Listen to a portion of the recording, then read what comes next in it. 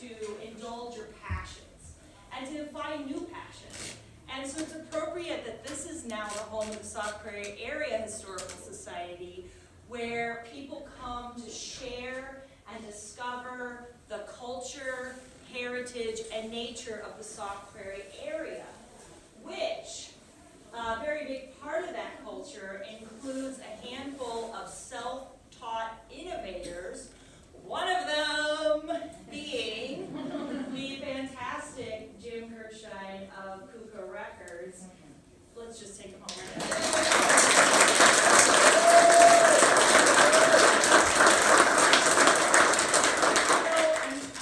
How we're going to do this today, it was labeled as a Q&A, question and answer session, but I thought the best way to sort of structure this is I'll go first and I'll ask him all the questions I've been thinking about and curious about, but then what we'll do is turn it over to you all, because you have come from different perspectives, obviously, and we'll have different questions you might want to ask him.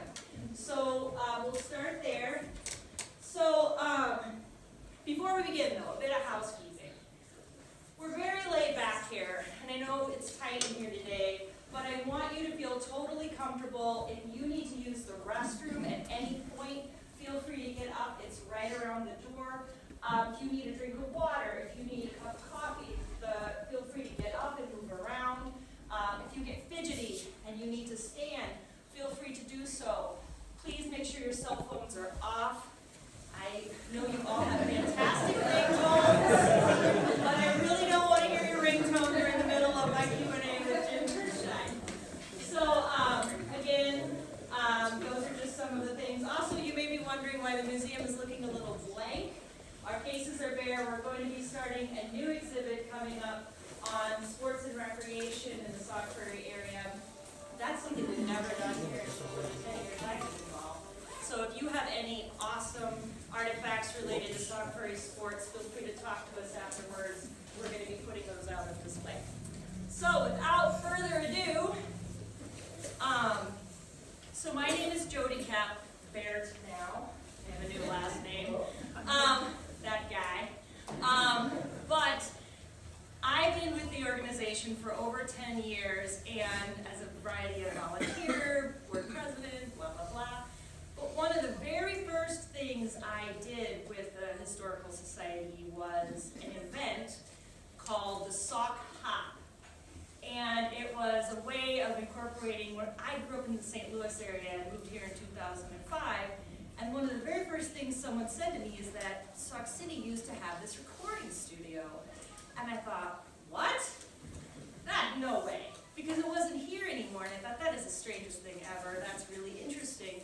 So Jim came and we did a display of Kuka Records, and we had kids come and adults come. Lynn, I think you came to, did you come to that event? Might have. A long time ago, it was like over 10 years ago, we did the limbo and we had 50s music, and it was a lot of fun. And that was the first time I met Jim Kirchstein, and my first impression was, this guy is legit cool. Like, wow. He showed up in his white dress shirt, and he always wears like a leather bomber jacket, and like I could see a hint of a tattoo under there somewhere, and I was like, he's so quiet and just very calm and very respectful, and I thought, wow, this guy is old school cool. Like, there is something here I want to know more about. So that was my first impression of Jim, and we started working beyond that. You know, we talk a lot today about, or we think a lot today about how breweries, people are trying to brew their own beer and starting new breweries, and people are interested in doing things themselves and figuring out how can I do that, you know, on my own. And I think as someone who loves music, the thing that I'm most interested in about the Kuka story is beyond the music, how someone could just do this themselves. How do you start a record studio on your own? So I want to start by going back to the very beginning. When we think about babies come prepackaged out of the womb with their personalities, but we know they're all distinct and they're often influenced by their environment. So I'd like you to talk first, Jim, about your environment. Your family came here very early, one of the first families to settle Sauk City. how did growing up in Sauk City, how did your family, how did, you went to church here, you went to school here, how did that experience, how did those values influence you growing up? It's a great place to grow up in, I'll tell you that right now. And those of you that are new to this area, welcome aboard. It's a great twin village. People are wonderful. I was born in Madison, Wisconsin, years ago. And during a snowstorm, I was told that later. My dad had to drive to Baraboo to get a train to go to Madison to see my mother and me, okay? It was right during the Depression. My folks had 3 grocery stores and they lost all 3 because nobody could pay their bills. So my dad bought a car for $20, no Ford. It had 2 gears forward, no reverse. And we went to Florida. So I spent the first year of my life in a tent. And my folks were out there working and I was taken care of by one of the ladies there. Came back to Wisconsin just a year later and started a supermarket in a store which is now gone.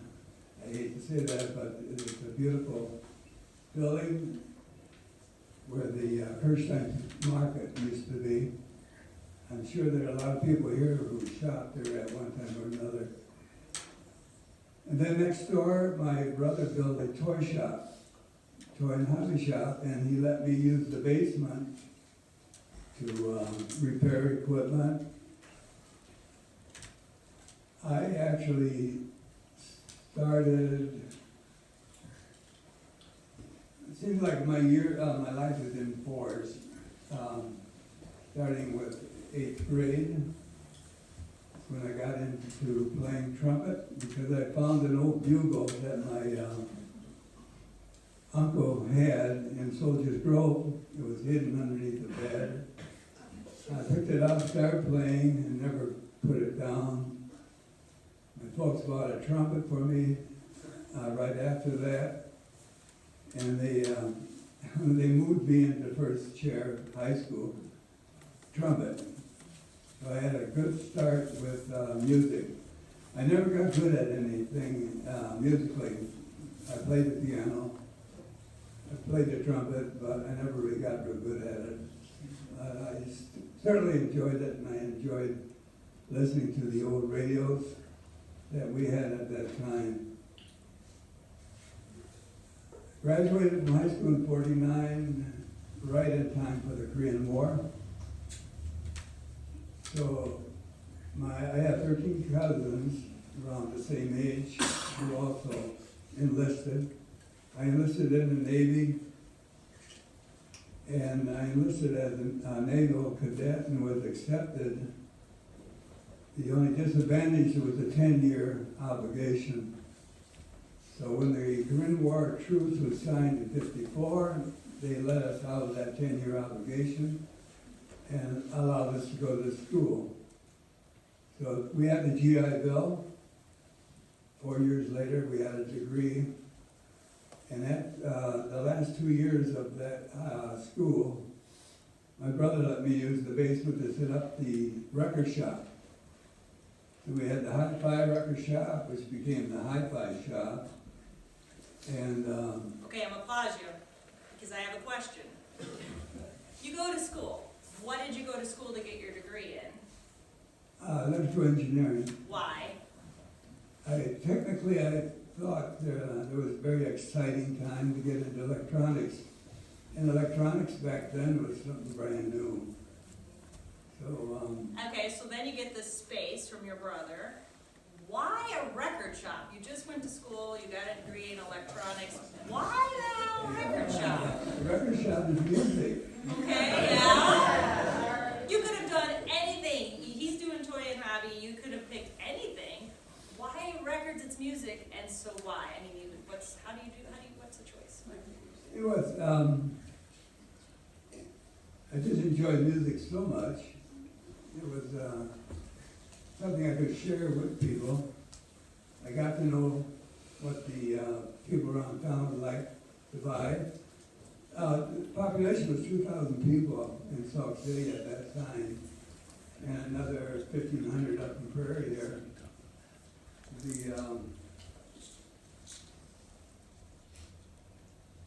The record, okay, when I got my degree, I had a good music business going.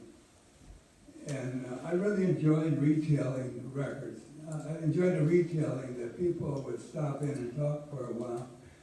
And it got to be where we had 4 or 5 of us were there every night just to talk. Jeff Bird's father was one of them, Chris Bird. And got to talk about our military careers and what happened then. Jack's dad was in a bomber squadron. I was in an anti-submarine squadron out of North Island. And it was fun. One of our other visitors was Father Van Berkel from the Catholic Church here. And Van Berkel actually built the organ that was used in the churches. There was a new church going up at that time. A wonderful man. Very, very intelligent. What kind of music was he buying? I'm sorry? What kind of music was he interested in? Well, I don't think he had a lot of choice.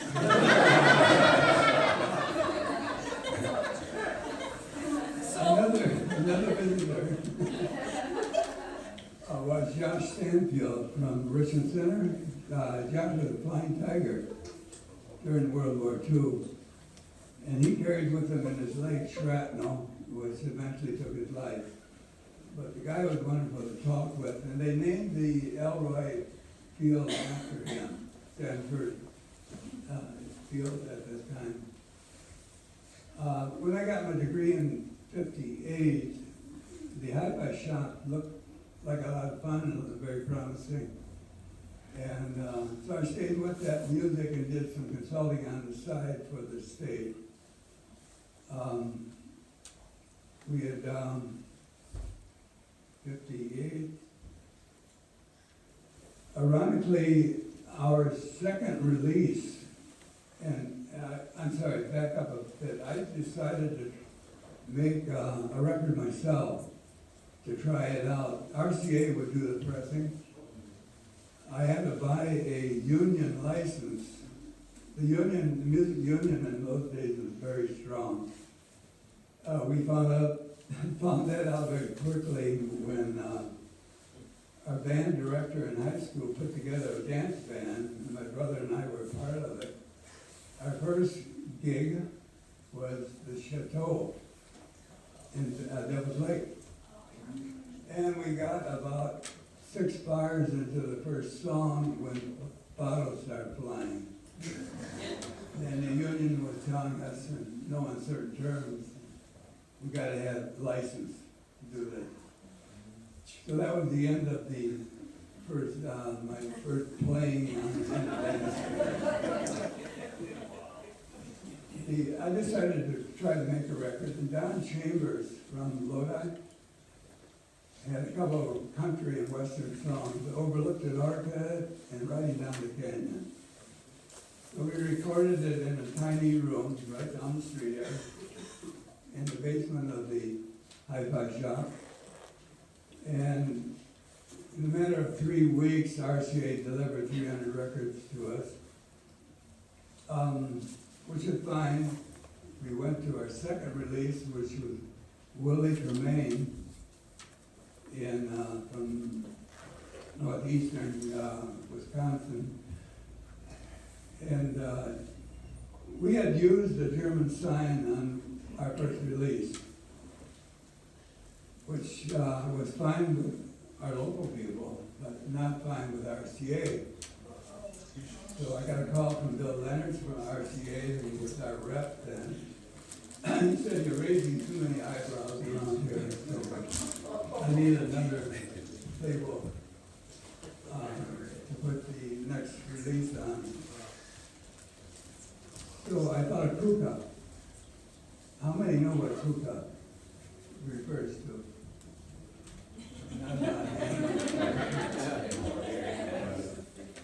Kuka is a Mexican name. It's a nickname for Ruth. In Spanish, it's Refugio. We have a cousin whose name is Kuka in Las Cruces, New Mexico.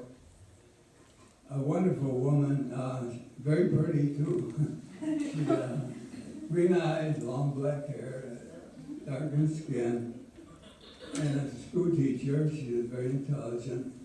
Just made a mark with us. She was very friendly. So that's how the label actually came about. In about 5 seconds, I had to come up with a name for a label. So RCA was satisfied with that, and they went on to pricing. My third release was a song called Mule Skinner Blues. And we can play that. And it turned out to be the largest selling record single ever out of Wisconsin.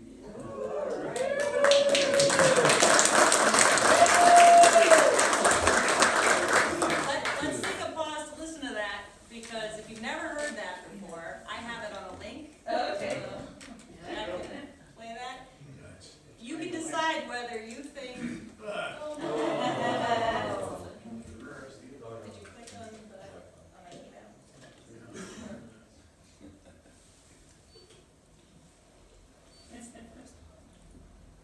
Good old technology. Good morning, Captain. Good morning to you. Stop, stop, stop, stop, stop, stop. Good evening, brother Mule Skinner. Down on your new run.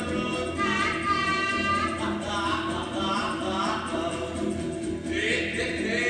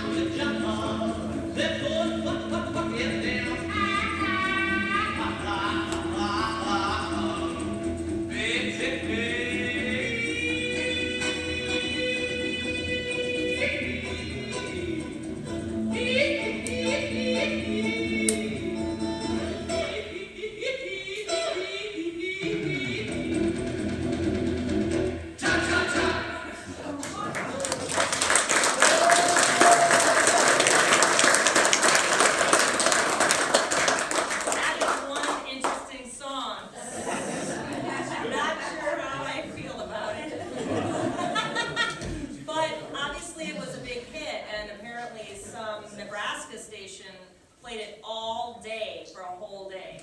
I can expand on that a little bit. In those days, a little label, needed airplay in order to sell records. So we sent out 100 records to different radio stations around the United States. I got a call from the University of Nebraska campus station, And the disc jockey said, "I'm so sick of this record. I would like you to give me 25 freebies and I'll play nothing all day but that one song." It not only worked for him, it worked for us, for Amos Heilischer up in Minneapolis, who owned the Soma record label, heard about it. He called me, and he wanted us up there right away to sign a contract that day. And I was recording Dick Rogers that night, polka band, so I couldn't make it. I sent Jim and Phil. And by the way, that's their name. It's Jim Tunquist, Kingsford, Michigan, and Phil Humphrey is from Stoughton. That's the Fenderman. They, a very ironic thing there, you were born on the same day. So that was something. And they were playing at the Whippoorwill, which is a tavern near Middleton. And one of the salesmen that I used to call in my record store heard them, talked to them, and they gave him a tape. And the salesman left it with me. I put it on the shelf because it's Christmas time, sales were heavy. And on Christmas Day, I went down to the shop. I lived only 3 doors away. And I noticed that box of tape up on the shelf again. I put it on. I really had a strong feeling on it. So that's how the Midskinner Blues started. Lindy Shen from La Crosse picked it up, and just those 2 outlets really started going. Within a matter of 4 months, it was number 2 nationwide.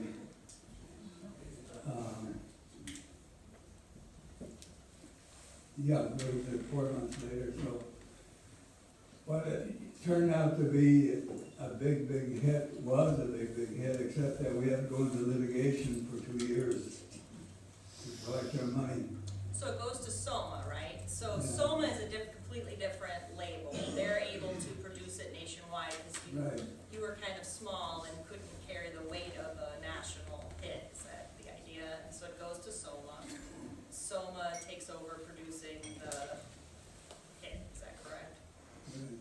Okay. By the way, Soma is spelled backwards. Is Amos. That's the name of the owner. Now we know. Strangely enough, Amos and I became very good friends. I don't know what that's about me, but. But on the flip side, because of the litigation, am I correct in that you were able to get some funds that helped build a bigger studio for Kuka? Is that correct? Yeah. So tell me about this bigger studio, because this is exciting. At this point now, before this you've been recording in like this small room, and it's cool, it's a basement room. But now you get this, which is a much bigger studio. This is the early 1960s now. And from what I hear, what I'd like to hear from you, tell me how this is different and how what you did, you were very creative. You know, you didn't have a lot of funds like the big studios had to purchase all this sound stuff. You made up your own stuff, and I want to know about that. Well, we tried a lot of things. My degree at the university was in acoustics, and my secondary degree was in electronics. The acoustic is very interesting. There's a difference of opinion in Germany versus the United States. The Germans love to record using the room or the environment as part of their recording. The Americans would prefer to record a track by track and use highly isolation. The end result is, the recording that they would sell. We tried a lot of interesting things with the studio. To look at this picture here, the ceiling height is 24 feet. The floor space is 30 by 40. the digital, that 3:4:5 ratio is a perfect ratio for recording. That's why we spent all this time going up with the 24 feet ceiling, and it worked. The ceiling itself is Tectum board, that's kind of a mesh of cement, actually. That was the very top layer. And then a foot down below that, we had polycylindrical. We had the plywood shaped in a cylindrical fashion, which the lumber people had all kinds of fun with trying to get that to work. But they did that, and then the third floor, the third layer was a very thin styrofoam. So between the three ceilings, we were able to draw the base out of the room. And that's what you want to do with acoustics. Get rid of the base. The base is getting into all these other mics. You see there's some screens there. Those we built to get isolations. And the Nashville sound, the Motown sound is a highly isolated sound. Nothing more than that. One of the things we had, excuse me, we had fun with was reverberation, echo. It's called echo, called reverberation. Very important, especially with some ethnic bands, where the sound of the reverberation is very important. Three lots away from the studio is my parents' house, which is a house built very, very long time ago, and they had a cistern in the basement. A cistern is it's a big room, so to speak, that collects water during the rains for soft water for use. Well, it was empty. Oh, thank you. And we ran a line from the studio. This is underground here, the first 8 feet. Ran a line over to the cistern, 3 lots away to my folks' house. And we drove a speaker that was in the cistern. We had a microphone line, which brought the reverberation sound back. And then we mixed that together with the original sound to get what we wanted. Yes, yes, rebel genius. That is so cool. I want to record the very first recording we did with that rig. First, I want to show you this first. What is it? It's a birthday. It's a Hallmark card, right? And what does it say? Open it up. Age is nothing to laugh at. Open it up.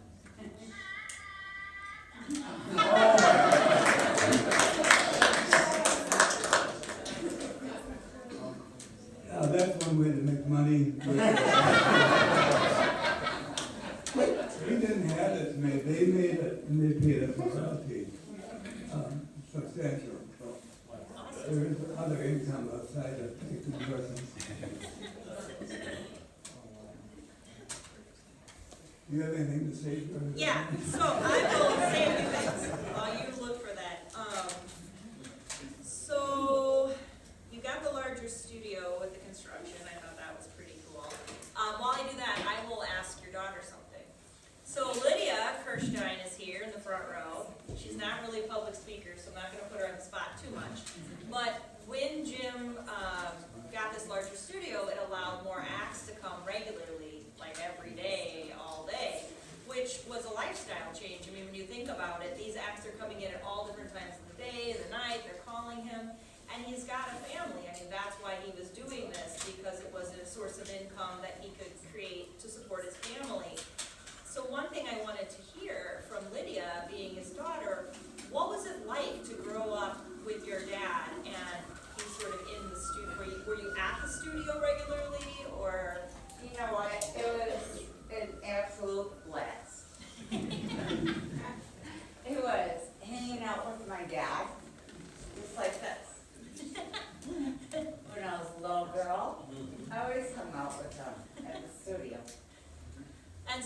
see the acts come in, and, did they talk to you, share things with you, were you just kind of there? I would run away a lot of times, but otherwise, like, Dad would be like, it's totally cool, and it was so fun, because it's like, all of a sudden there's like Robin Zander there, I'm like, oh my God! Okay, well, he's a lot older than me, right? So, I didn't know who he was, but it was like, that's okay. So I go and sit on Grandpa's lap at the grocery store, and the grocery store was right next to Dad's studio. That's So it amazing. was always so cool. I'd always be like, I want to hear the music. I want to hear the music. Yeah. Did you ever have to say, okay, it's time for the kids to go home? No. He's Well, never said that. He's never said that. He's always like, I've sat on my dad's lap. During while you're mixing? They and sisters are here to verify. One of the reasons they really like the studio, they could hold their dances in it. And with our playback system and we had mood lights around the studio. It was good dancing, yeah. And they were good, trustworthy, and could trust them. They told me to get lost. Which I would when they were having the dance.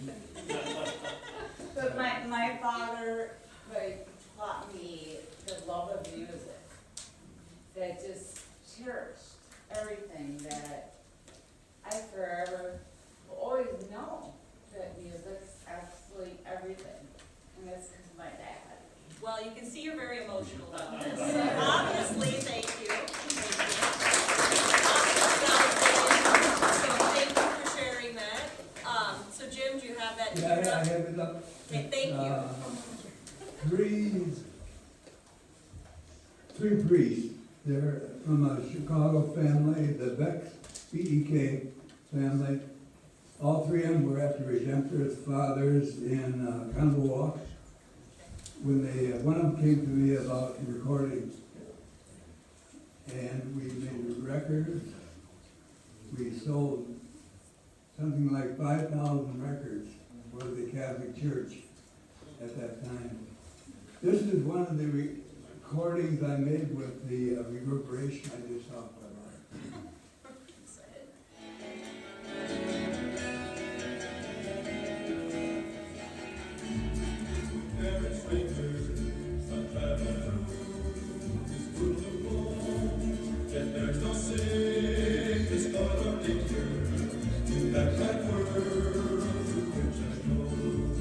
I'm going home to see my mother. I'm going there, no more to go. I'm just a going, I'm just a going home. I'm just a poor and lonesome traveler behind a mule that's hard and slow. I'm creaking down to Denver, the only place that I can go. My father lived and died a farmer, a reaper last that he did sow. And now I travel in his footsteps, knowing last that he can go. I'm going home to see my brother. I'm going there, no more to roam. I'm just a going over Jordan. I'm just a going home. I'm going home to see my sister. I'm going there, no more to roam. I'm just a going over Jordan. I'm just a going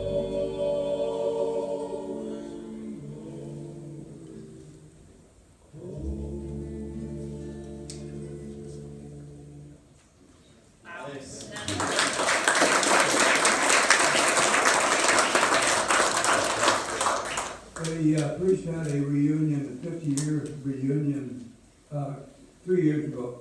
They invited me to Chicago, And it was just a wonderful experience. They shared some things with me which was quite interesting. The youngest one, Dick Beck, had a thing for motorcycles. So he was on his way to our studio from Gunwalk, wide open, when a cow jumped out in front of him. And luckily he missed it. But the priest kept in contact with us for all of those 50 years, as well as many of the other artists there too. We really appreciate it. He used to love to reminisce, talk about the recording days, because every recording had a story of its own. Can you tell the story now of, talk about some of the acts like Earl Hooker who would come and what those experiences were like, those really late night, powerful experiences when things would really get going in the studio? I'm sorry, say that. Earl Hooker, when acts like Okay. Earl Hooker would come. I'll start with Earl's 7 o'clock session, Yeah. first time. He got in at 11:30 that night with the band. Luckily, my dad would always have the store open or give me the keys for the market. And in those days, you could buy alcohol up until midnight. So we shoot downtown to get a bottle of wine, open my dad's store up and get some bologna and bread.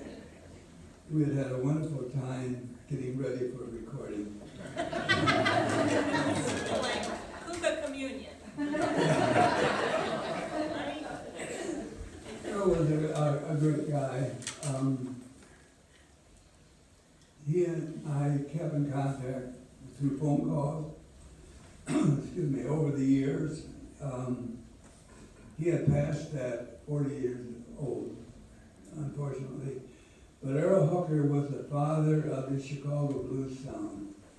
Anytime you hear that nowadays, it's a takeoff on Earl's talent. John Lee Hooker was his cousin. They all came from the Delta area of Mississippi. And I just can't say too many good things about Earl. They were there. Too bad that he wasn't around longer. That was Chicago. Chicago was controlled somewhat by the mafia as part of the music business. And we actually had some of the mafia people come in with their artists to do recording. They liked to come out to this little hick town in Wisconsin where nobody could bother them. Nobody could bug the studios to see what was going on. So they were the honest ones. They paid their bills. Earl, that's about it with Earl. So what I think is interesting is, here all of the people who grew up in Sauk City are sleeping in their beds at night, and meanwhile the mafia's rolling into town. These acts are getting off the bus at midnight, and all y'all are just sleeping in your beds.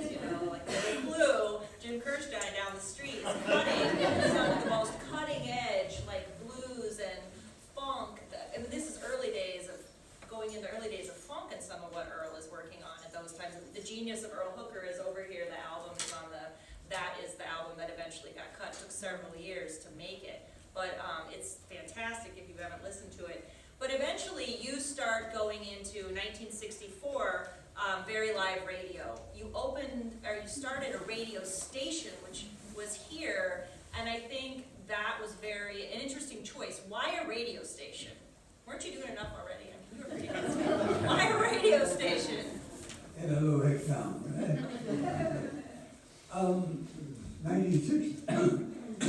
1964, I got a call from Rochester, a friend of mine, he put up a radio station. He said, why don't you do one down there, because it's very, easy, it's very rewarding. So I said, sure, send me a form. I went ahead and applied. We received our construction permit. And WBLR, Wisconsin Buried Live Radio, was on the air a short time later. We did a lot of things. I miss live radio. WIBU at Poinet used to do live radio because that's all they had. WIBU stands for Wisconsin, or Wind is being used. And Bill Forrest, who the own WIBU, used to stop at our record store quite frequently, and we advertised through him. But when we put up our own radio station, of course, Bill couldn't stop by anymore. So we had taken away part of his income. Very little, though. Bill did very well. The crazy things, seems like we're all doing crazy things, okay? We had on opening day, we had a skydiver on his way down broadcasting. In those days, that was something. Today, it would be nothing, you know. On Christmas Eve, we would drive our International Scout up and down the street and explain to people, the listeners, the beauty of these lights that we would see. We tell them what street we're on and all this, and it was mainly for the handicapped, or the, I'm sorry, I'm not supposed to use that word, for the rest homes, that type of thing. On Halloween, we'd go out with the scout again, and we'd interview the trick-or-treaters. So the parents knew where they were, at least at that moment. And then, in fact, we gave Jack a copy of a Christmas album I cut off of tapes that I had made. And the scout went around to different businesses and let the owners come out and talk about Christmas in their store, wishing them Merry Christmas. That's great. I mean, that's a real sense of community. Speaking of that, I heard you had youth from the area, young people, doing disc jockeying for you during that time. What was that like? I'm sorry. So the young people from the area would come in and they disc jockey, so youth DJs? So They Linda. called it Teen Tune Time. Yes, Teen Tune Time. That was Say the that. Forest's tie. Yes. We just rented a phone line, and then from our studio, we'd have the high school kids come in and run their own show. First, they thought you were talking to my grandchildren. No. We have what we call a portal. It's a TV set. That I bought you. We hook up every evening with my grandkids in Arizona. And it's a wonderful invention. It was, Lydia gave it to us for Christmas. But we have live video back and forth every night. And it's done just with a portal. If you don't have one now, you will shortly. Back in the day, Linda, were you a teen DJ? I can't remember. I know I've seen No. several names. Local people would come to your station at Kuka too, and or the Prairie Live Radio, and they would be teen DJs for a day. Yeah, I'd be quite often recording a band, and I turn around and behind me, outside the control booth, was my dad and a couple of farmers that shopped at the store. So he came over quite often with them. They really enjoyed that. Awesome. Well, okay, so now I want to turn it over to questions from you all. First of all, before I do that, I want to ask, are there any band members in the audience who were recorded by Jim? Okay, we're just going to go around. What is your band name? Stand up. Can you stand? The name of the band was the Crossfires, and I think we recorded, I think it was in January 1960, and the name of the song that we recorded was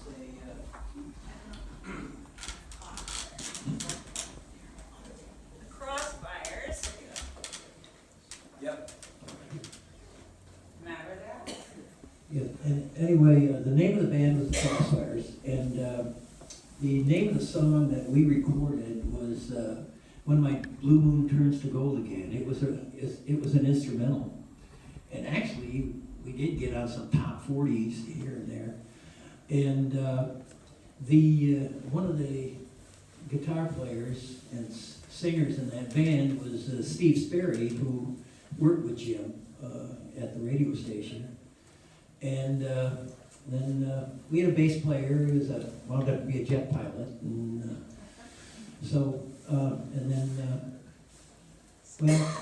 And actually, I probably would have continued in music, except that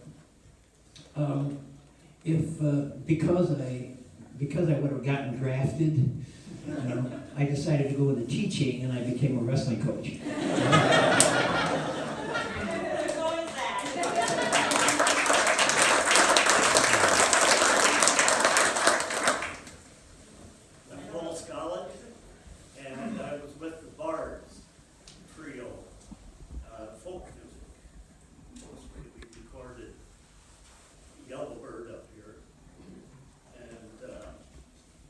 Several commercials for Struck at Irwin and Madison and some Milwaukee, the nickel ceiling Ford.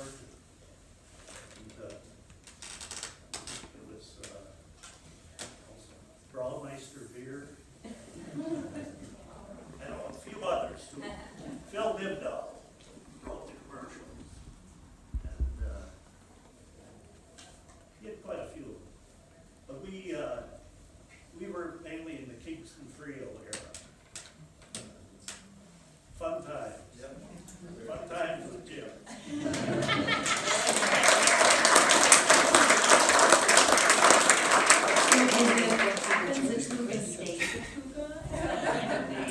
Yes. Yeah, I'm John. I happen to be his son-in-law. But years ago, I don't know, 15, 20 years ago, we did a live recording of the band. Was Piper Road Spring Band was our band, and Dad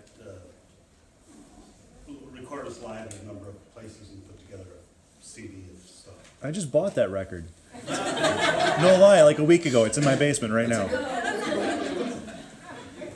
we got another one over here. I'm Dennis Schulte, I'm from Reedsburg. I thank you, Jim, it was great working with you. I don't know for sure if we paid you or not. So I'm a little reluctant to say what we recorded. But Dean Harrison and Jim Hoyt and Tom Madland and they were called the Hawks. We recorded a song called Jitterbug Joe. I think they were back in 59, 60, something like that. It was a pleasure working with you. So thank you.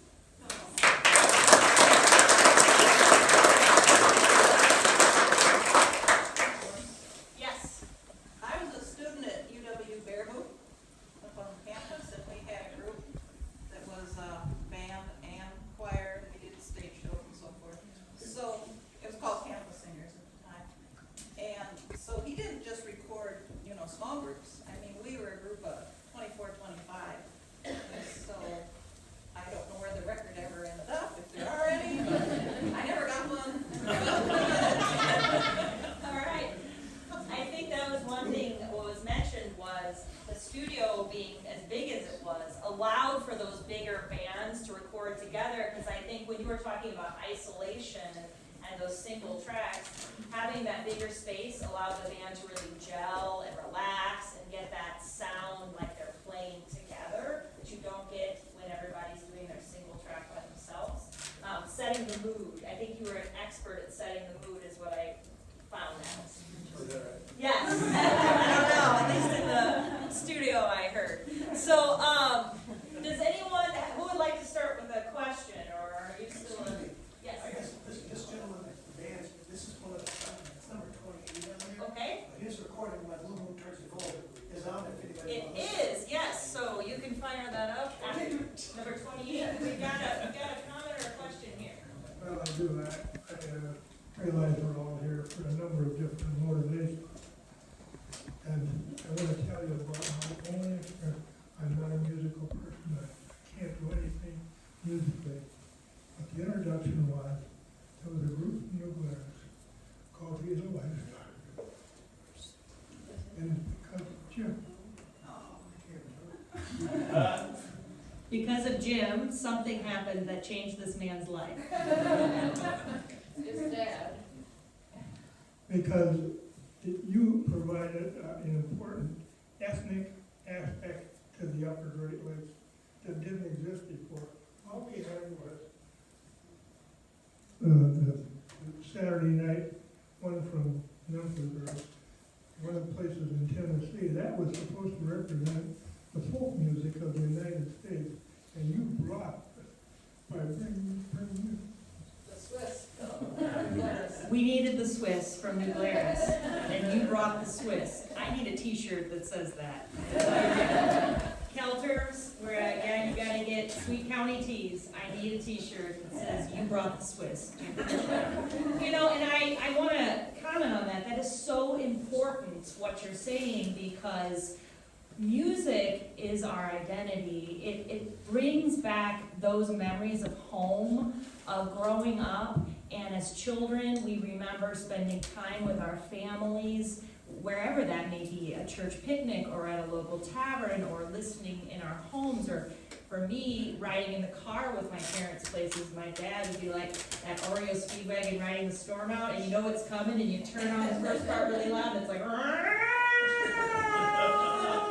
and we'd be riding the storm out. I mean, those are memories that you have with your family, and it becomes very important to you as an adult. And we often hear about, you know, people when they get older and they're in senior centers, and they may have no ability to have any connection in their day, but when a song comes on from their childhood or their youth, they can sing every word clear as day. That's how powerful music is. So I appreciate you having the bravery to say that and to share that with us. Other questions, comments? What led to the demise of the recording studio and the radio station? What was the end? Tell us about the 70s. The 70s was the demise of a lot of things. Fashion being one of them. That's true. I'll probably ruin every good image you had of me. You talk about the 70s.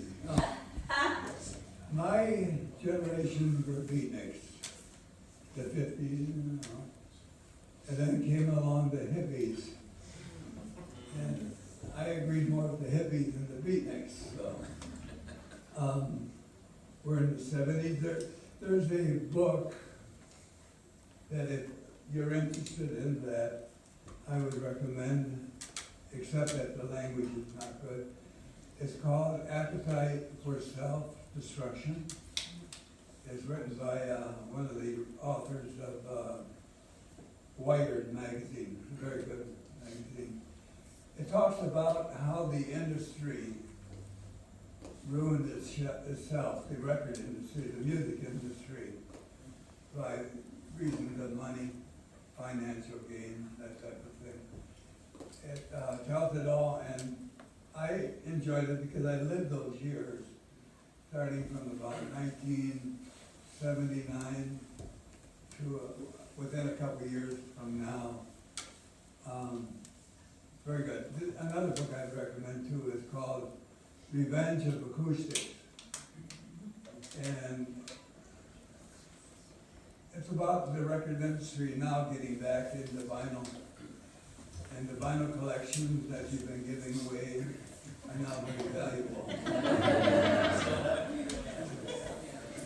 It also talks about the value of the live person teaching. It talks about the value of paper, writing notes, letters, what have you, things that we lost because of technology. So what happened in the end? So I remember you telling before, and what he's asking is, how did KUKA come to an end? I mean, you're doing fine, you got a radio station, you started pressing your own records. Then what happened? Things changed. What happened in the industry that caused you to sort of... First, take the pressing industry where we press their own records, which is a mammoth job to set up. It's unbelievably complicated. There's a lot of chemistry, a lot of hydraulics and what have you. But I learned from the music and the blues, if you're gonna stay in the business, you can't take 3 weeks to fill orders. And that's what it was taking with RCA. I heard about Lou Wally in Chicago selling his pressing plants, floor presses and the boiler and heating tables and all that. So I called him and I bought him $5,000. Moved them to Wisconsin. I set up a pressing plant in a building on Washington there, which used to be a hatchery. It was perfectly wired for what we needed. So we set it up, and there's a video on this, which we won't do right now, but it shows the process of making a record. And there's a million things that can go wrong when you're pressing a record, and we've had a million of them done. Especially in the winter times when the boiler would freeze up, things like that. We did our own electroplating for the metal parts. We did our own jacket fabricating. All this with used equipment, and we got it to work, and it worked well. And I'm really happy we did it, even though it only lasted like 6 years with us. We sold the plant actually to Bill Graham's manager in Chicago. So, but that ended, what had happened is the government was allocating only so much nickel to go to one account. And we needed nickel to make electroplates for the president. The government restricted, this is back in 1970, the plastic, which we needed badly, of course, the press record. But we couldn't buy it unless we paid black market prices. Plus, one of our major accounts in Cleveland went under and stuck us with $25,000 loss. So those three things were enough to tell me to get out of there. And so we did, but at the same time, CDs were coming in, and we could set up our website and sell through CDs. CDs are very easy to make. We stayed in business, we kept the website up, and up until just a few months ago, it was doing quite well until we got hacked. And the whole website went down. Some very bad stuff was coming up under our label, and we had no control over it. Have you fixed it yet? No, so all we could do was shut the whole thing down and start Oh, over. man. So that was a lot of work. I'd like to also back up to the radio station, which is a little different as far as why we got out of it. When I was building the station, one of our attorneys here in town, right across the street, stopped me one day when I was walking by, and they said, "I hear you're doing a radio station. Why don't we get 9 stockholders together and put up a big station?" Well, that sounded good. So we did that, and we had a big station going. I would sign off the station, or had it signed off, using the Navy hymn, which meant a lot to me. And the language was Frank Werla, Chief Frank Werla, front and center, take charge. Navy hymn came on, which I thought was great. You know, Frank Werla was a guy who helped us out a lot when we were in some of the heavy stuff in the military. He went through Pearl Harbor and the water, survived that, and what the sharks didn't get, where his friends were. I called the guy on the radio station, this was midnight, I signed off, and I said, what's going on? Well, he said, so-and-so called and didn't think that sign off, giving credit to this person who is a womanizer and blah, blah, blah. So we put on the Star Spangled Banner. And I had no problem with the Star Spangled Banner, except that something was done against what we had set up. So the next morning I walked into Ray Schwartz office, Schwartz Insurance, excuse me, and I said, I want to sell out, just pay me what I invested. And he wanted it badly, so we sold our radio station stock for me and my dad to Ray, and then he took over. The next owner did not do well. The next owner at that sold the station for $1.7 million. Wow. So we came that close. But I never regretted that decision to pull the plug for something like that. It reminded me very much of Leroy Gore, who was the editor of the Sauk Prairie Star back in the 50s. And I learned about this on the other side of the world because I was during the service. Leroy Gore took on Joe McCarthy. And the way that kind of happened, this will only take 30 seconds. Making me nervous.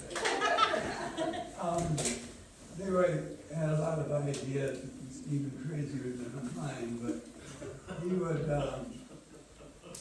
he had Wisconsin dairies churn up a ton of green butter.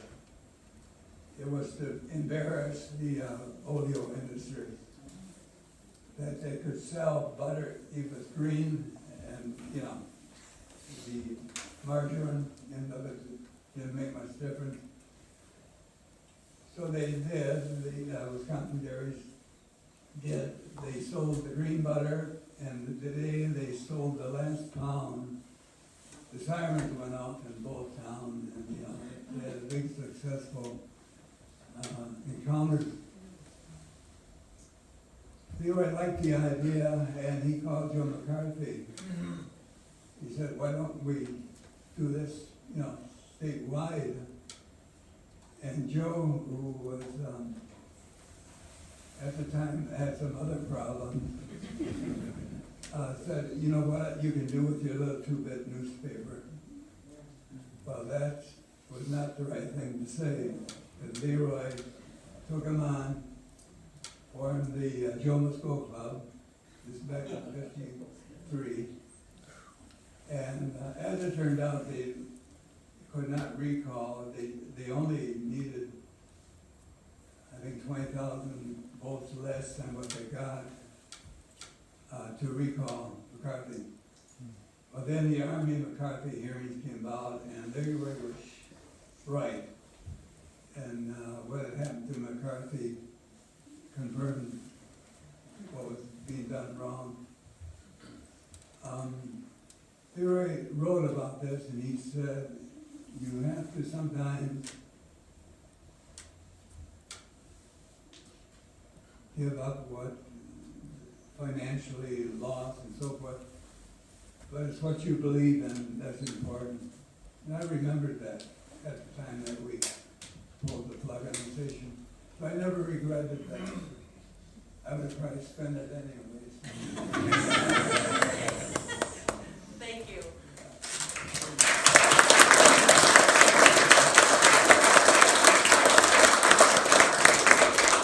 Great story. Any other questions back there, Eric? Are you allowed to be loud? So I'm curious about the recordings you made. You know, I assume must be tapes, a lot of tapes somewhere of all these recordings that you made. Are they stored somewhere? Are there ones that are lost? I'm curious. The tapes are all stored perfectly. They're under environmental control. I went to the Library of Congress website to find out the humidity, the temperature, and what's ideal, and that's what we use. And it's been costly over all these years. I mean, the electrical bill is way up there, especially in winters like this one. And then the heating wasn't bad though, because we hadn't stored underground. But we digitized everything. So we had the original analog, which is really the important part, the analog. That's the records are analog, okay? As long as that's stored and maintained for hundreds of years, you'll be able to maintain the music.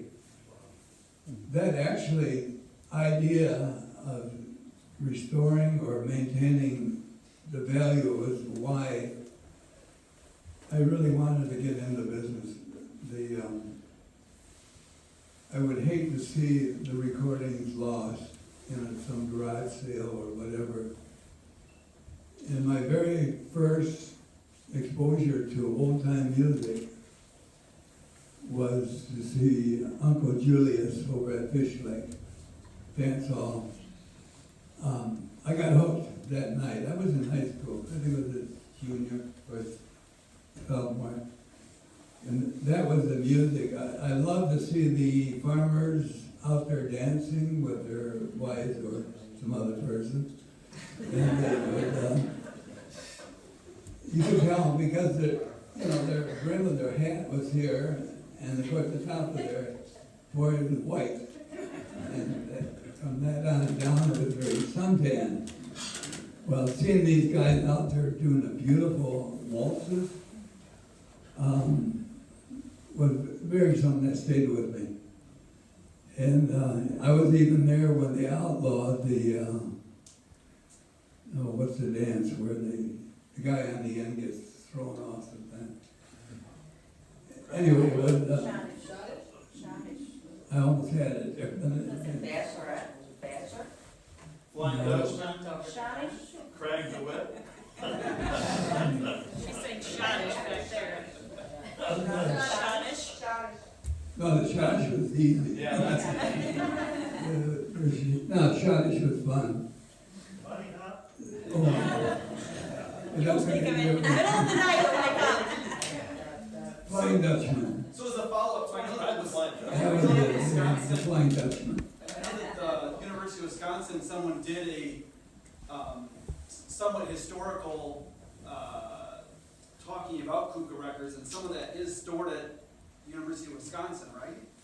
So he's asking, some of your archives are with the University of Yeah, I Wisconsin. donated, back in 10 years ago, I donated one of everything we had to Mills Music Library at the university.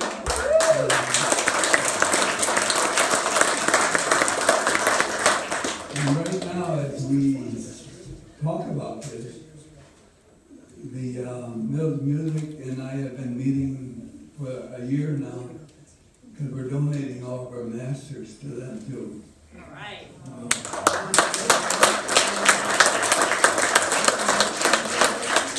Okay, next. I don't need the mic. Okay. One thing I don't think we've addressed today is we talked about all these bands and that recorded with you, but you haven't talked anything about off-site recording. Okay. Like I remember when you made the one on steam locomotives for the Chicago Northwestern, you did circus music at Baraboo. So you recorded off-site also, not just in the studio. So Jim, he's saying about off-site recordings, and also you told me earlier you would fly. You're also an accomplished pilot, and you would also fly your own plane to Nashville to set up recordings or to festivals. So talk a little bit about off-site recording. You're gonna be sorry. No, I'll ring the bell if you go to one. flying is my number one pleasure in life.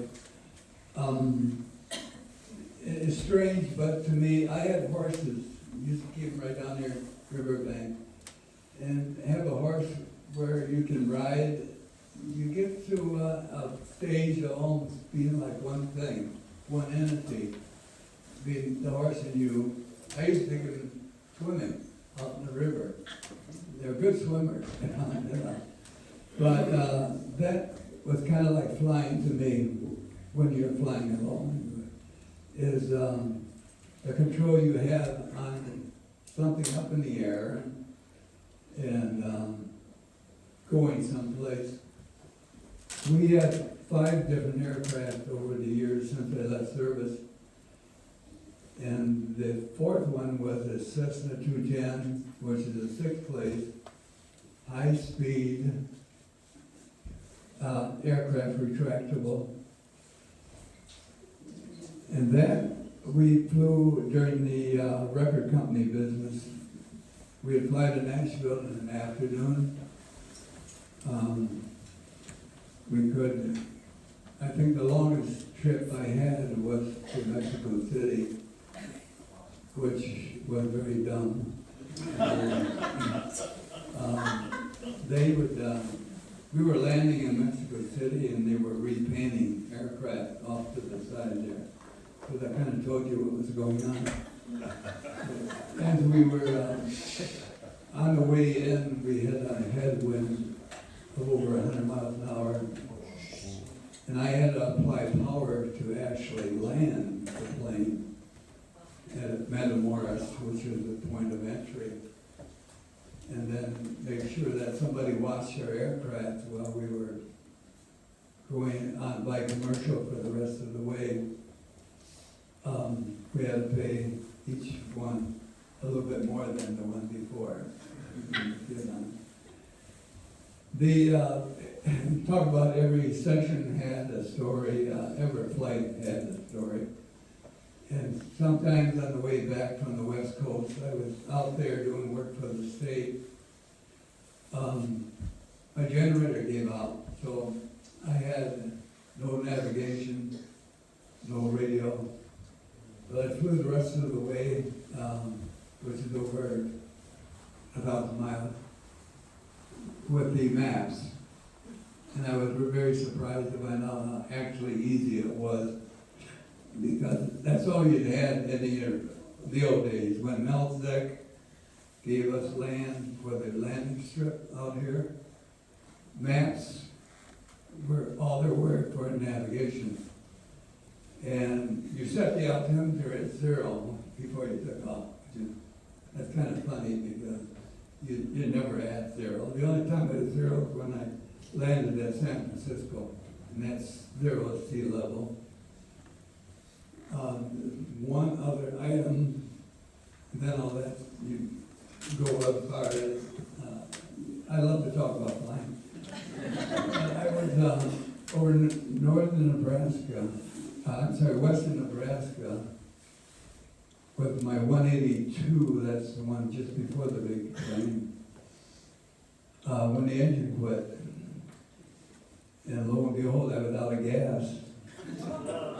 The left gauge on the tank showed a third of fuel left yet. And I found out later that the gauge was malfunctioning. So I was at 9,000 feet on a beautiful sunny day over in western Nebraska looking for a place to land. And I saw a town, or a asphalt road going out of town, which looked good because there's no high voltage power lines above it. So it was all routine. Landed, pulled the engine off, the plane off the runway in case a semi came along. And it's actually very easy to grab a tailplane of an aircraft and swing it around. Well, I walked about 3 miles back, and here were a bunch of guys building a shed at a farm. And one of them said, "My God, it's the Messiah." It wasn't quite right. But they made me have dinner with them before we drove out and got some more gas. And I took off, and the rest of the way was fine. End of flying.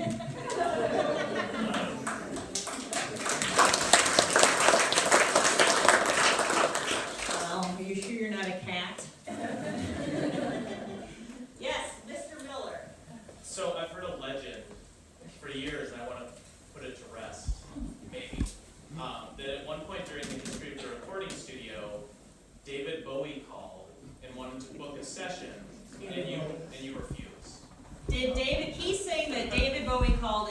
new and wanted to book a section. He wants to know this story about David Bowie. Did David Bowie call and book a session and you turned him away? We had to turn them away because the band was, it's strange, because the only time I ever rented the studio out was to a band called Circus. And they rented it for a week. And when Bowie called, I offered to give the Circus group free studio for all that week, but they said no. Of course, they had a schedule. So we didn't get a chance to work with Bowie. We did with, there were quite a few well-known artists that we worked with over the years. Jeep Jar. Well, Pee Wee King, Wisconsin boy from Abrams, Wisconsin. Robinson. He wrote the Tennessee Waltz, which was actually the Kentucky Waltz with new words. Well, Lawrence Welk called one day and through the suggestion of one of his salesmen. It was a real brief thing, but he just said, I think what you're doing with the old-time music is really good. So that was it with Lawrence Welk.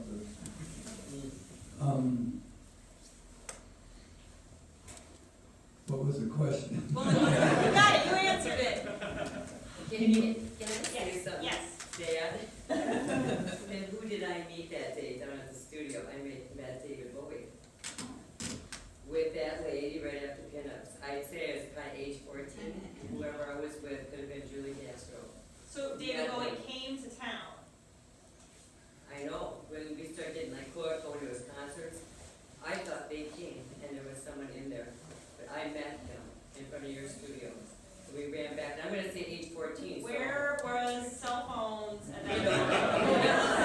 know. But that is, I'm gonna say 100%. They didn't go in there, they were outside. There was a few of them, and that lady was there for pinups. That's all I know. I never went into history and looked up. I was thinking I was 14, maybe 16, because we started going to his concerts. So did they come? And someone was in there that didn't get out, but that's 100% true. I know, I see them. You know what I mean? Shame, for shame. Yes, sir.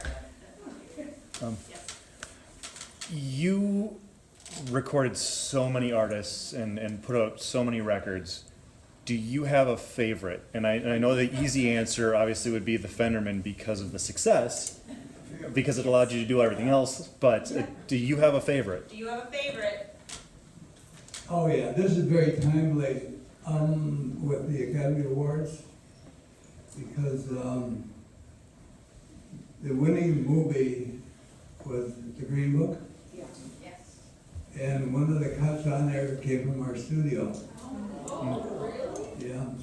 And back in, last summer, I signed a contract for the selection we had called In So Many Ways. It was on,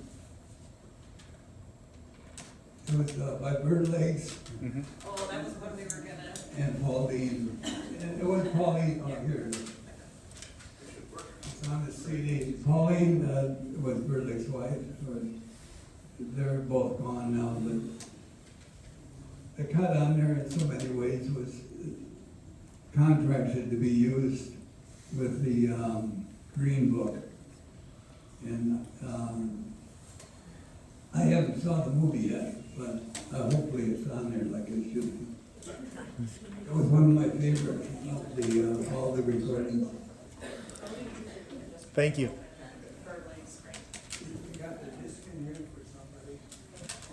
Oh, yes.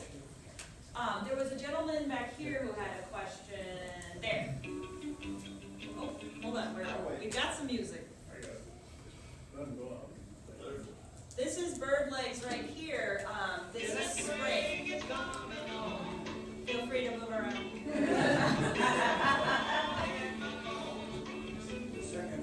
This is just one. Since it's YouTube, it's just the song.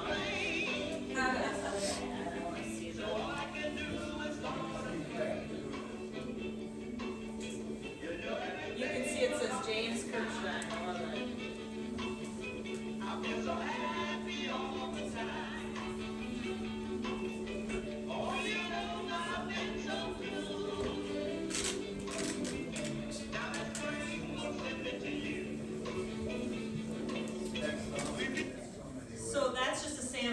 YouTube link directly to Spring, but on the Bird Legs album is that song that you're talking about. So you had a question? Yes. Hi, Jim.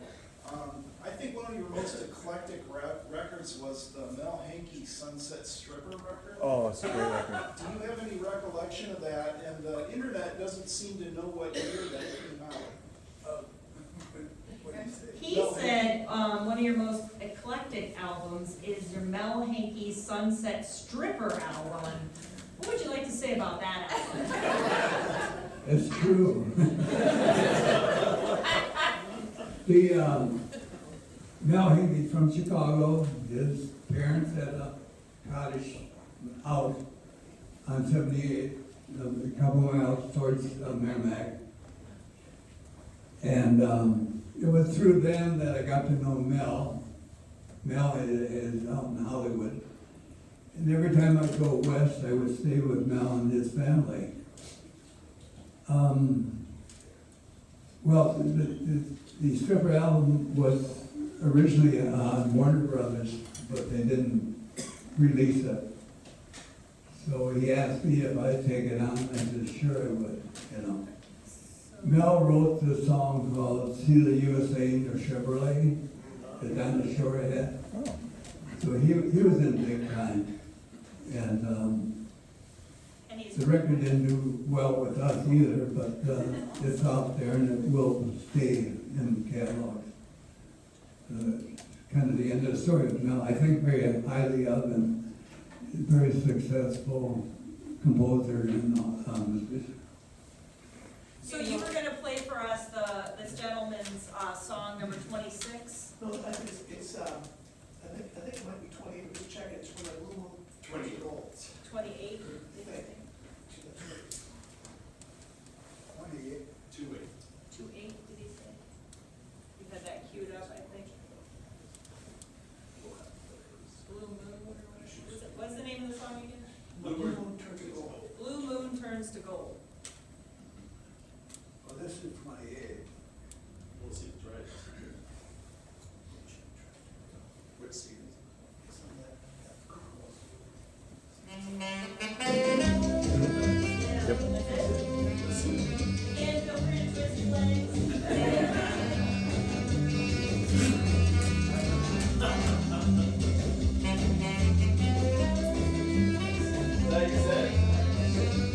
Elvis eventually. Elvis recorded this eventually. Pretty good sax player. Yeah, yeah.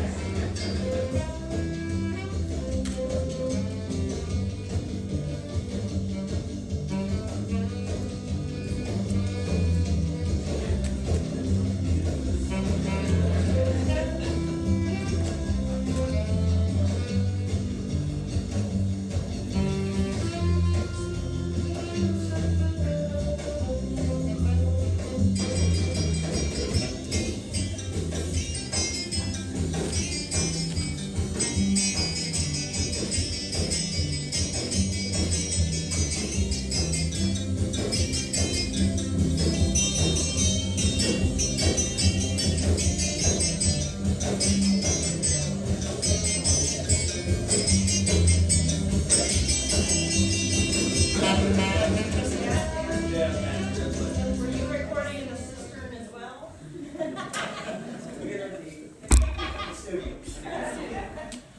Any other questions?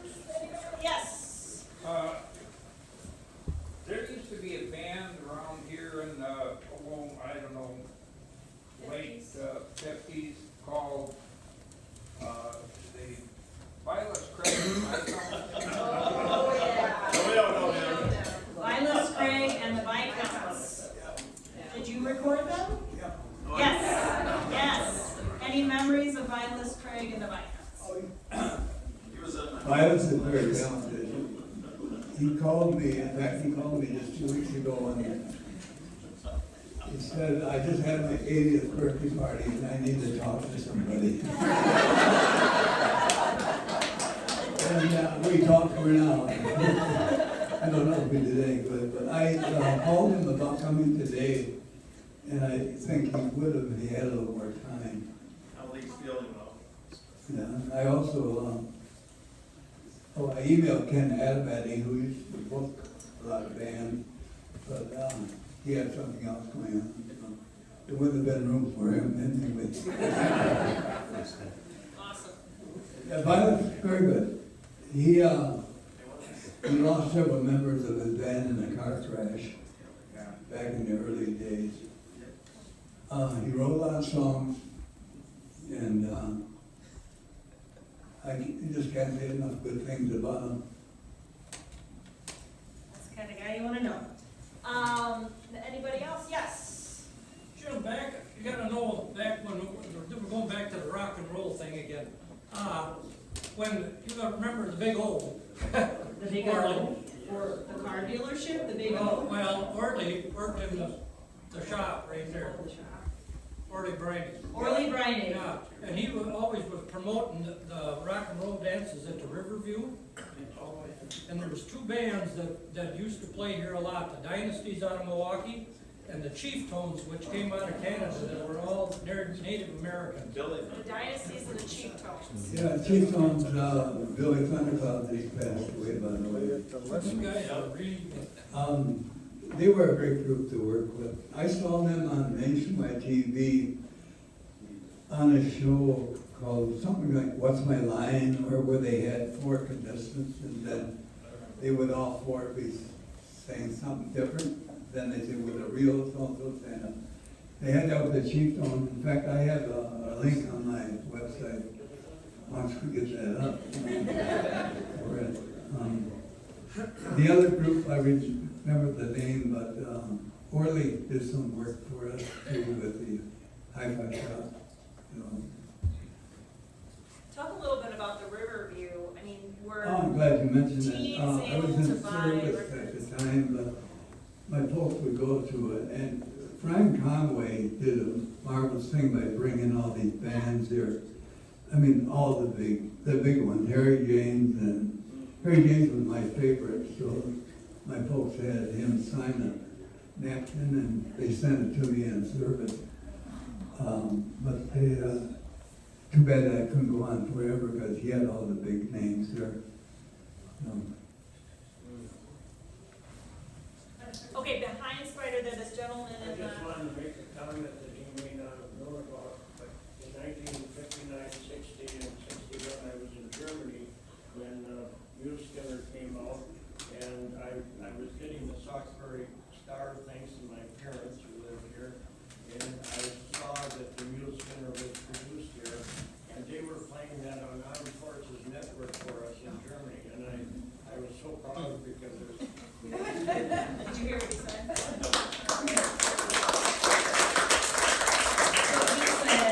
He was stationed in Germany, and he was getting the Sauk Prairie Star thanks to his parents. They were sending it overseas to him, and he was reading it and found out that Mule Skinner was produced here in Sauk City, and he was proud to feel like, hey, that's my hometown kind of thing. And it was played on. And it was played on the Armed Forces radio while he was stationed in Germany. So that's pretty cool. Yeah. Yes. I just wanted to say thank you to Jim Kirchstein for entrusting his fabulous holdings, his collection to the Mills Music Library at UW-Madison. I'm lucky enough to work there with my colleague Matt. And just to let everyone here know that we are totally open to the public. If you want to delve into who had history, give us a call, send us an email. Yeah, okay. See you later. But thank you, Mr. Kirchstein. Yes, so big thank you again from the folks there. It's a resource. I mean, just like any of our nonprofits who are conserving history, it's tremendous when people donate things. When Bobby B. and the Shadows came down from North Dakota and spent a couple days down there, is there anything he can add to that story? When Bobby B. and the Shadows came down from North Dakota to spend a couple days here, is there anything you can add to the Bobby B. story? Only that it was one of those recordings where they picked up the masters and walked away with them, which is fine. I mean, we rarely rented the studio. My policy was no charge for bands to record. And we usually told them to get it, if they can get it done in 3 hours, that's fine. We'll go farther, beyond that, but, we never charge for recording. We would, after the session, make a copy tape to send to them for review. If they liked it and they wanted to have records made, then we would go ahead, but there's no obligation. But as far as I can remember, every single recording we did ended up on a record. So that worked out well. But on the other one you mentioned, it was recorded and they walked off with it. In fact, Bobby B came in at that same time from the same area. He was producing a tape for his brother that called The Strangers, I believe it was. Yeah. His Is brother that Bill. right? Is that right? Okay. I have a little memory left. You're doing good. Yeah. But they took all the masters with them? They took the masters. They took the masters with them. Yes. Yes. Liberty would probably have them then, or whoever owns Liberty's holdings now. Anybody else? Yes, back there in the glasses? Growing up, I remember seeing a lot about Sunset Studios. Did you ever work with them? Did you ever work with Sunset Studios? No, he says. Yes. What about recording sessions with Milwaukee bands and Milwaukee musicians? Milwaukee bands and Milwaukee musicians. What were kind of recording sessions with them? That was all most of it was R&B,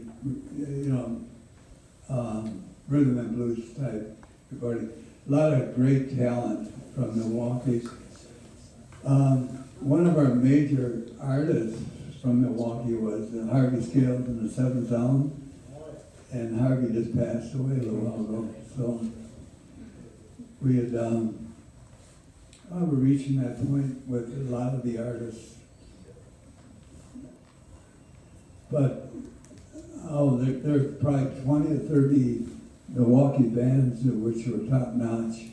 A lot of them made very well successes out of their music. Yeah. Yes. I have two things. First, a word of thanks. I want to second Charles' mention about the different types of music. My dad's been a polka player for over 50 years. And I actually messaged him on the way here. He never recorded at Kuka, but my Uncle John did with the Red Suspender Boys back in the mid-'60s. So I just wanted to say thanks again. So being kind of steeped in polka, but I like rock and all sorts of music. I've learned a lot today about some of the rock and other genres that Kuka was involved with, because all the boxes of records I have at home from Kuka are polka. But my Wonderful, awesome, yeah. but my question is in all the recording that you did you have a preference, mono versus stereo? So first, thank you, his family, Red Suspender Boys, a polka band. He loves the polka, but learning more about your different types of music, and apparently be a Catholic priest to R&B. But secondly, question is, do you have a preference, mono versus stereo, when doing your recording? Well, mono actually is the way that it ends up being. The stereo was a selling point for a while. And the word was, oh, you can't play the stereo records on the mono because you ruin them. But that wasn't at all true. I have a question for everybody here. The church, the Vermont church, which is near where we live, brought up a record for me to copy onto tape. And I set the needle down on the record as it was spinning, and nothing happened. What was the problem? It was an Edison record. Started on the inside. Nobody responded. The outside. I know the answer. The thing was that it was cut from inside out. So if you put the needle in the middle, it would track on out. Now, the spot. Now, next question is why did they do it that way? When you cut a record, there's a thread that comes off of the record, which is the groove you're cutting. And with the old days, that would be winding around the middle. But you had to start with the middle and work out so that the thread would not get in the way or cause a fire. So that's the only reason why. Well, later on with our cutting, when I got into cutting, we had a vacuum tube right by the stylus, and that would pull off the thread and there'd be no problem. We also designed a system to change the pitch of the cut so that we could get more music on the record, about 7 or 8 more minutes by using a variable speed, a variable pitch on the stylus. And then, did that answer your question on the stereo? Yes, Okay. yep. Actually, I noticed a lot of new records that are coming out are going back to mono, because people prefer it. Yeah, it makes a lot more sense the way they recorded it. I got a question. Yes. My question is, there were 2 brothers from Madison, Belmont area, their name was Steve and Jerry Tracy, that they were called Baby Grand, the Bowery Boys. And Clicker. And I know one of their albums was produced here in 1973 on Hemisphere Records. Do you have any recollection of the Tracy brothers from Belmont? Do you remember the Tracy brothers from Steve Belmont? Cubby Tracy. Steve and Cubby Tracy. Cubby Tracy. I've heard of them. I Don't remember that. only heard of them. Okay, because they recorded an album for you guys on Hemisphere. Hemisphere Records, which brings up the point that, did you want to? When they're all finished, come see me. I actually have some information about them. Okay, Yeah. yes, Charlie. Jim, I have one question about WVLR. I talked to Rockin' John McDonald, almost as famous as David Bowie. But he mentioned that one of the first times he played records in the area before WRT is that he drove out from Madison and played a couple months worth of shows on WVLR. About 72, 73. He said it was like his first radio thing before he started work. Did you have Rockin' John McDonald out here in the 70s? Not me, but I know John. He's done a great job. Oh, yeah. Yeah, I enjoy him. But Like he said about 72 or 73, he said he came out from Madison with a box of records, played like an early afternoon show, and probably didn't fit the format, probably nobody liked his voice out there. And then Ward came along, he's been there for 40 years.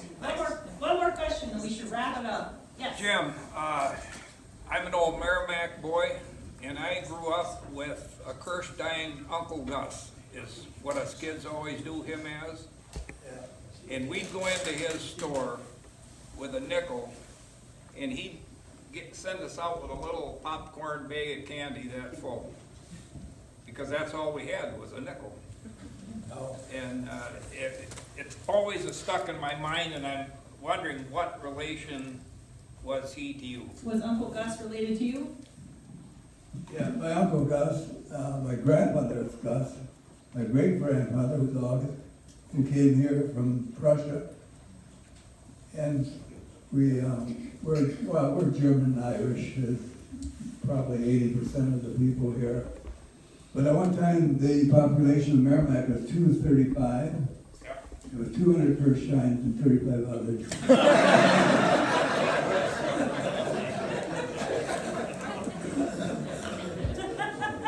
I think that's a nice story, because one of the first stories people told me when I came here was a story of your parents and how important they were in people's lives. When you talked about early on about your parents and the Depression and people struggling, and they came back and started the grocery store, people would go in to get their groceries, and your parents would slip in a few extra canned goods or maybe some fruit or some candy, and they didn't know that that was in there until they got home. And they opened their bags and they were unloading, and those items were in there. Your parents were incredibly generous people, and I think that is a very special story that we have in our community, and I think that speaks of you as well. When you hear the artists come here today to say thank you, and you hear them talk about how meaningful it was to record in your studio because your passion came through. I mean, obviously, you were doing this to support your family, but you were doing this because you wanted to get the best sound and take care of these people and make sure that was coming through, and I think they felt comfortable. That's shown in the mood lighting that you set. You didn't have to do that. You did that because I think you wanted the best sound, and that comes through making people feel comfortable. And I think that's what you do best when someone talks with you. So I think that's a really nice note to end on. So we want to thank Jim for coming today and for all he's done to support music and to preserve every type of music so that future generations can have that to look back to. And who knows, maybe start again, another Kuka Records. Maybe we'll be pressing Kuka Records again someday. I don't know. It's always a possibility. So you never know what'll happen. So thank you very much for coming.